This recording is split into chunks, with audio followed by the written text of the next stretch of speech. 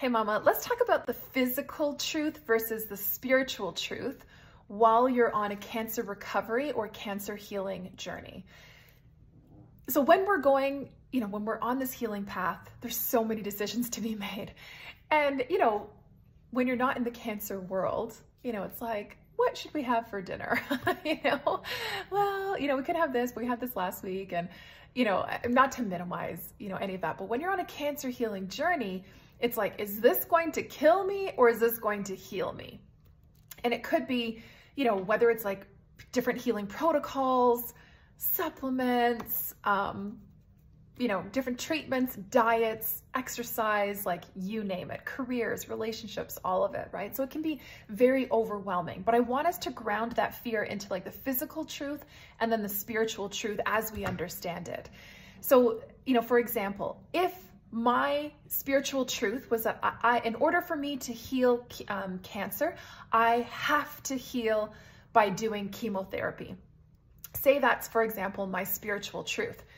The physical truth of chemo is that it is toxic, that it does destroy our immune system, that you will lose your hair, unless you take some action towards that. But there's the physical truth of that. And then if say my spiritual truth was, no, I have to, in order for me to heal, I have to go through chemo, then every cell in my body is listening to that and will definitely help me along my journey. So maybe I'm a bit more positive along my journey. Maybe I'm more upbeat. Maybe the symptoms aren't having a greater impact on me compared to if my spiritual journey was, or my spiritual truth was, that chemo will kill me. If I'm going in thinking chemo is going to kill me, every little cell in my body is listening, and I would probably have a greater impact towards that spiritual truth of chemo. Say for diet, for example, we know that that cancer loves to feed off of sugar. So if I am like so heavily involved saying like, I have to do keto in order for me to heal, and people have healed on every single diet, but if that was my spiritual truth that I needed to do, keto, and that I needed to avoid all sugar, including sugar from fruit. And my spiritual truth was that if I ate an apple, I would do lots of damage to my body. Well, the spiritual, the physical truth of an apple is that it's got over 10,000 nutrients all working in synergy together. It's like eating a multivitamin, And then, if my spiritual truth is saying that this apple could kill me, even though I'm eating this apple that's got all these nutrients that can, positively affect my body, my thoughts and my emotions towards that apple are going to negatively impact my healing progress. Does that make sense?